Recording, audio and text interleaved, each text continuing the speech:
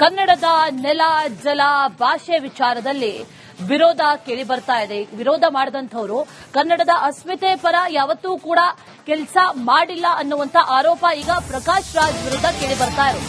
ಪ್ರಕಾಶ್ ರಾಜನ್ನ ರಾಯಭಾರಿ ಮಾಡಿದಕ್ಕೆ ಬಿಜೆಪಿ ಈಗ ಆಕ್ರೋಶವನ್ನು ವ್ಯಕ್ತಪಡಿಸಿದೆ.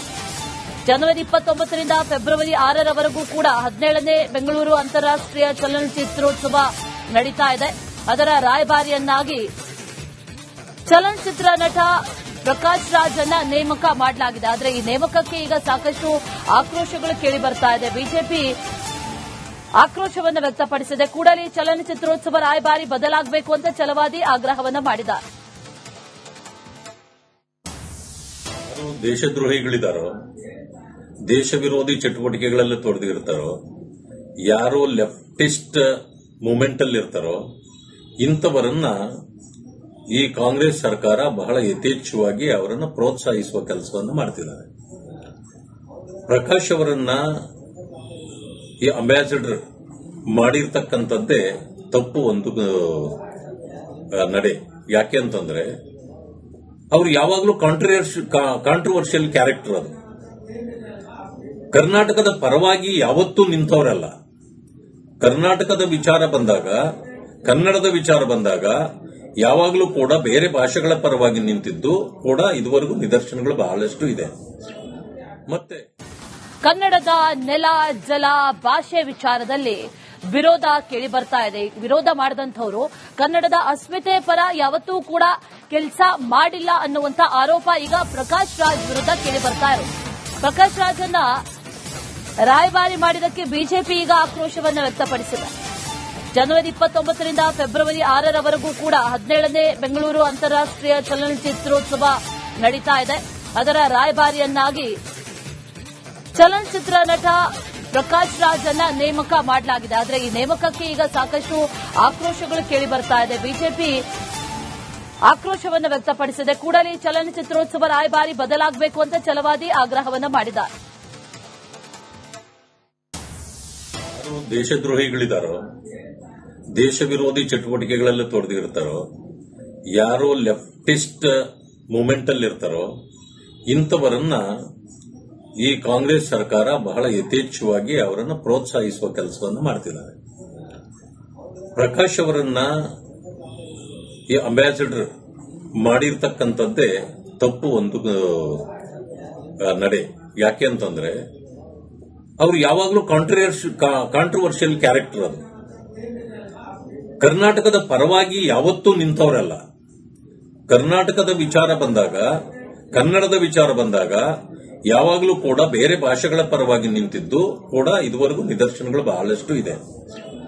ಮತ್ತೆ ಕನ್ನಡದ ನೆಲ ಜಲ ಭಾಷೆ ವಿಚಾರದಲ್ಲಿ ವಿರೋಧ ಕೇಳಿ ಬರ್ತಾ ಇದೆ. ವಿರೋಧ ಮಾಡಿದಂಥವರು ಕನ್ನಡದ ಅಸ್ಮಿತೆ ಪರ ಯಾವತ್ತೂ ಕೂಡ ಕೆಲಸ ಮಾಡಿಲ್ಲ ಅನ್ನುವಂತ ಆರೋಪ ಈಗ ಪ್ರಕಾಶ್ ರಾಜ್ ವಿರುದ್ಧ ಕೇಳಿ ಬರ್ತಾ ಇರೋದು. ಪ್ರಕಾಶ್ ರಾಜನ್ನ ರಾಯಭಾರಿ ಮಾಡಿದಕ್ಕೆ ಬಿಜೆಪಿ ಈಗ ಆಕ್ರೋಶವನ್ನು ವ್ಯಕ್ತಪಡಿಸಿದೆ. ಜನವರಿ 29ರಿಂದ ಫೆಬ್ರವರಿ 6ರವರೆಗೂ ಕೂಡ 17ನೇ ಬೆಂಗಳೂರು ಅಂತಾರಾಷ್ಟ್ರೀಯ ಚಲನಚಿತ್ರೋತ್ಸವ ನಡೀತಾ ಇದೆ. ಅದರ ರಾಯಭಾರಿಯನ್ನಾಗಿ ಚಲನಚಿತ್ರ ನಟ ಪ್ರಕಾಶ್ ರಾಜ್ ಅನ್ನ ನೇಮಕ ಮಾಡಲಾಗಿದೆ. ಆದರೆ ಈ ನೇಮಕಕ್ಕೆ ಈಗ ಸಾಕಷ್ಟು ಆಕ್ರೋಶಗಳು ಕೇಳಿ ಬರ್ತಾ ಇದೆ. ಬಿಜೆಪಿ ಆಕ್ರೋಶವನ್ನು ವ್ಯಕ್ತಪಡಿಸಿದೆ. ಕೂಡಲೇ ಚಲನಚಿತ್ರೋತ್ಸವ ರಾಯಭಾರಿ ಬದಲಾಗಬೇಕು ಅಂತ ಛಲವಾದಿ ಆಗ್ರಹವನ್ನು ಮಾಡಿದ್ದಾರೆ.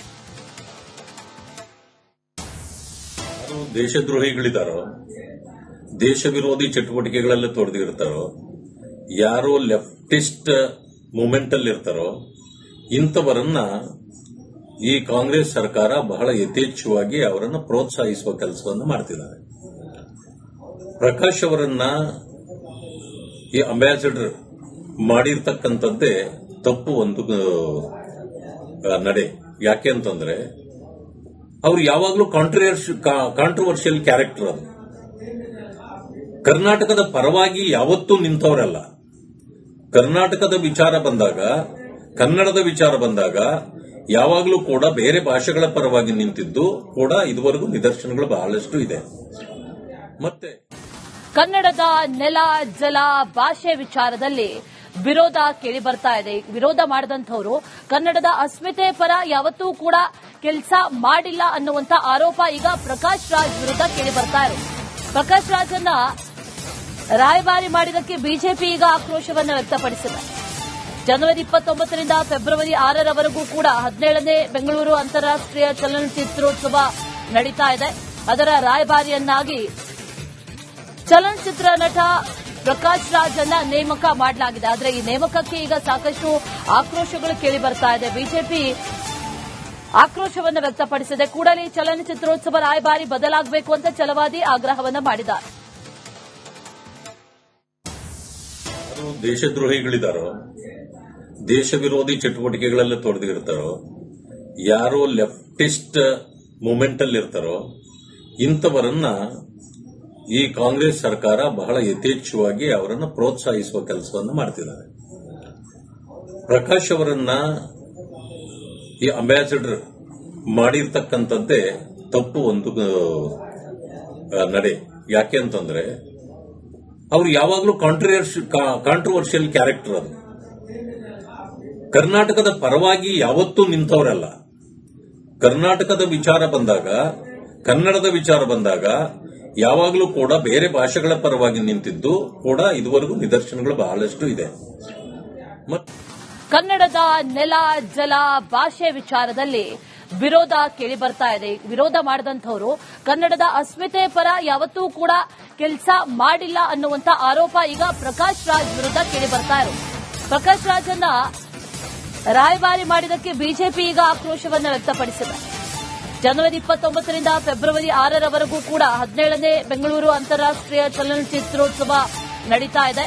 ಅದರ ರಾಯಭಾರಿಯನ್ನಾಗಿ ಚಲನಚಿತ್ರ ನಟ ಪ್ರಕಾಶ್ ರಾಜನ್ನ ನೇಮಕ ಮಾಡಲಾಗಿದೆ. ಆದರೆ ಈ ನೇಮಕಕ್ಕೆ ಈಗ ಸಾಕಷ್ಟು ಆಕ್ರೋಶಗಳು ಕೇಳಿ ಬರ್ತಾ ಇದೆ. ಬಿಜೆಪಿ ಆಕ್ರೋಶವನ್ನು ವ್ಯಕ್ತಪಡಿಸಿದೆ. ಕೂಡಲೇ ಚಲನಚಿತ್ರೋತ್ಸವ ರಾಯಭಾರಿ ಬದಲಾಗಬೇಕು ಅಂತ ಛಲವಾದಿ ಆಗ್ರಹವನ್ನು ಮಾಡಿದ್ದಾರೆ. ದೇಶದ್ರೋಹಿಗಳಿದ್ದಾರೋ, ದೇಶ ವಿರೋಧಿ ಚಟುವಟಿಕೆಗಳೆಲ್ಲ ತೊಡಗಿರ್ತಾರೋ, ಯಾರೋ ಲೆಫ್ಟಿಸ್ಟ್ ಮೂವ್ಮೆಂಟ್ ಅಲ್ಲಿ ಇರ್ತಾರೋ ಇಂಥವರನ್ನ ಈ ಕಾಂಗ್ರೆಸ್ ಸರ್ಕಾರ ಬಹಳ ಯಥೇಚ್ಛವಾಗಿ ಅವರನ್ನು ಪ್ರೋತ್ಸಾಹಿಸುವ ಕೆಲಸವನ್ನು ಮಾಡ್ತಿದ್ದಾರೆ.